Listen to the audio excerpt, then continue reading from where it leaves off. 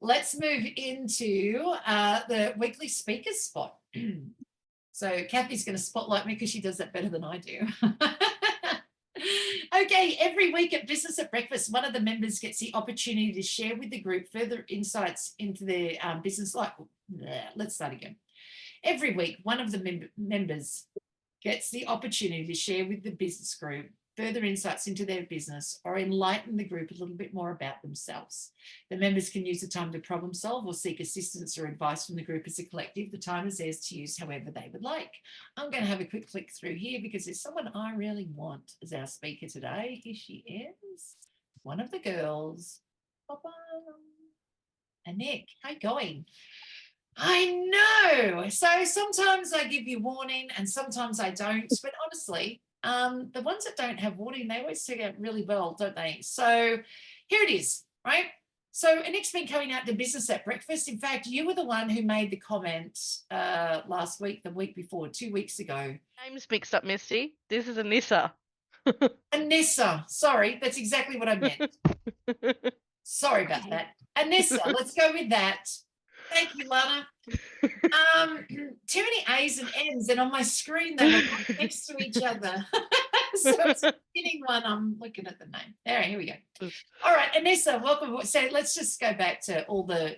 I would do a one of those fault reels that they have in the.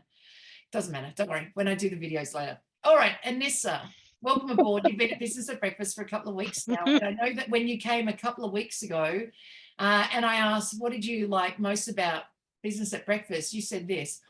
Oh my God, it's so good to be here. This is such a famous group. Like everybody's talking about it. It's so famous, which was so cool because in the very next meeting, I asked the next person who was brand new and I said, what did you enjoy most? She said, that nobody knows of this group. It's not heard of. I can't believe you've existed for this long.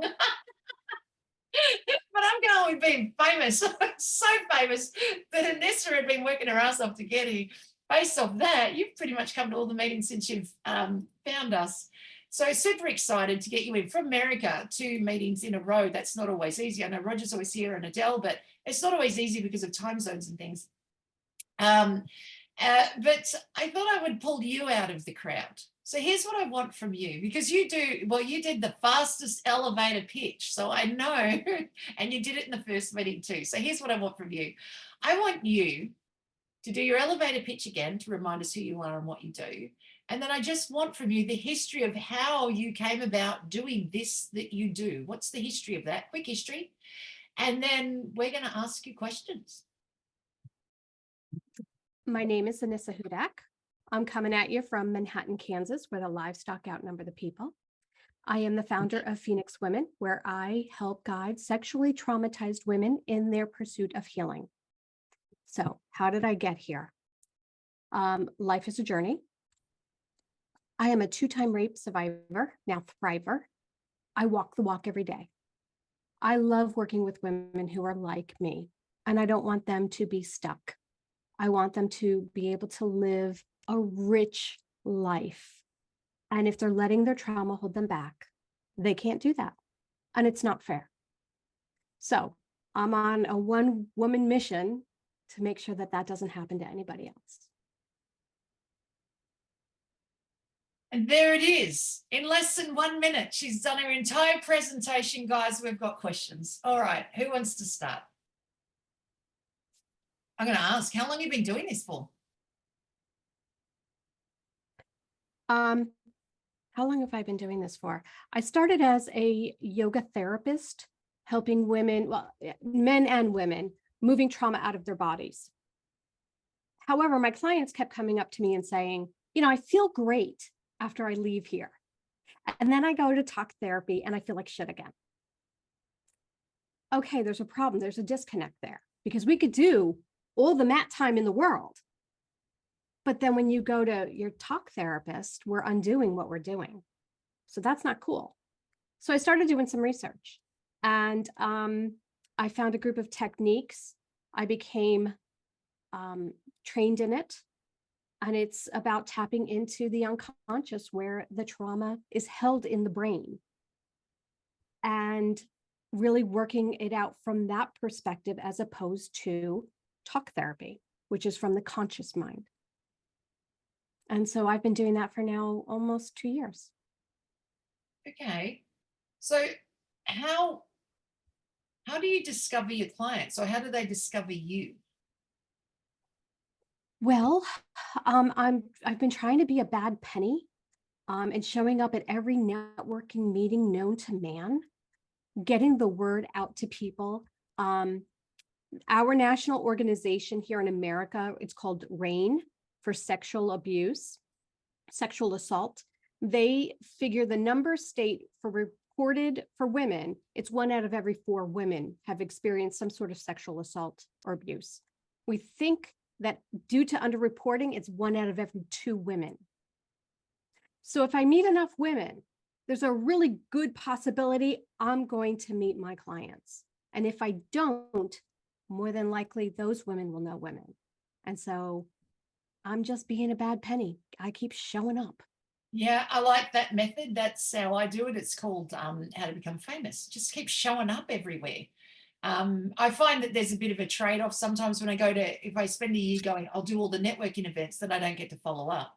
But then if I do less networking events, I get to follow up. You just get known. You just get known differently. You either get known by everybody on the planet and you can't do anything with them, but they can find you. So that's not a terrible thing. Or you can do less, do the follow-up, and then individually people know you, but then you haven't spread the word across many. So it's a bit of a toss-up. But yeah, no, I like your method. Just show up everywhere and get your name filtered out. I think that's great. Neville, you've got your hand up.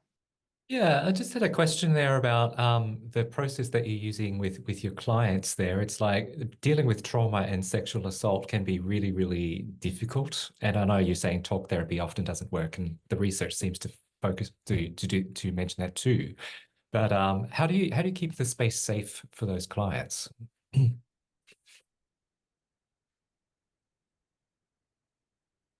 Gaining trust, building rapport, doing my own work so I can hold an empty container for them. Trust is paramount. If they don't trust me, if they don't feel comfortable, if they can't go there, then there's no working. We can't go any further. And maybe I'm not the best person for them. Maybe it's a different technique. And as I'm in networking groups and I get to meet everyone who does something different, if I'm not the best fit for my client, that's okay. I want other people that I can refer to, so maybe they can find someone that really gels with them and get their needs met, because that is far more important than my wallet. Yeah, fantastic. Thank you. And just another question there is just like, how long do you find that your clients typically need working through your process to get to a place of feeling like they've resolved what they needed to resolve? I'm so glad you asked me that, because not only is all of my work guaranteed 30 days, I have only 30 days to work with my clients. We have to be done in 30 days. When we open up the channels to the unconscious, we only have 30 days to do the work before the channels close. So instead of years of suffering and doing all of this talk therapy, which isn't a bad thing, I mean, it works for some, 30 days and guaranteed results. Like it. Like it. Dr. Gary, you got your hand up? Yeah. Please, Anissa, please share with us a good example, a great example, a classic example in the fewest words of how you do what you do, a great experience, so we can get an experience of what you're saying rather than just hearing about it, something a bit more direct. Please rephrase the question. Please give us an example.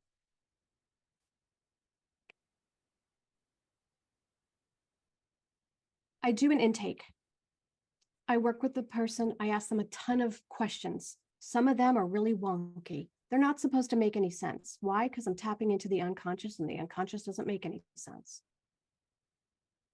After this intake, which can go anywhere between an hour to 3 hours, let's say, I know enough. I understand what their need is. Where are they? Where's the hiccup?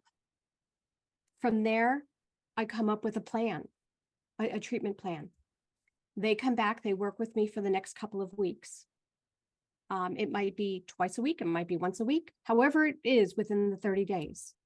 And at the end, they are bright, shiny, and new people. The best example I can give you is everybody has a cell phone, right? And every couple of months, it seems like you're always doing a software upgrade, right? Mhm. Okay, so it's just like that for our unconscious. In dealing with trauma, our strategies and coping mechanisms are usually framed and put into place, cemented between 7 and 9 years old. Well, how can a 7 to 9-year-old deal with an adult situation? They can't. We have to upgrade the software so you can handle it appropriately. We also allow the unconscious to deal with the trauma, process it on its own. You take away anything you need to learn, and you're able to close the door and move on. Does that answer your question? Yeah, mostly. Yep, that's very helpful. Thank you. It does for me. I do like a picture, like a painted picture. So it does for me. All right, Jean, you've got your hand up. Yes, Anissa, is that the same as like map coaching, where they deal with the superconscious? That sort of addresses the trauma in people's past. The superconscious apparently is what is worked on in this map coaching that helps people to uncover sometimes the unconscious trauma, but sometimes the conscious trauma, and then deal with parts of the brain that helps to eliminate or to deal with the trauma to yes, to take it away, I guess. I've never heard of that technique, so I can't speak to it. All I know is that trauma is really held in the unconscious. It's the conscious that keeps talking about it, but it's in the unconscious where it's rolling around and needs to be processed.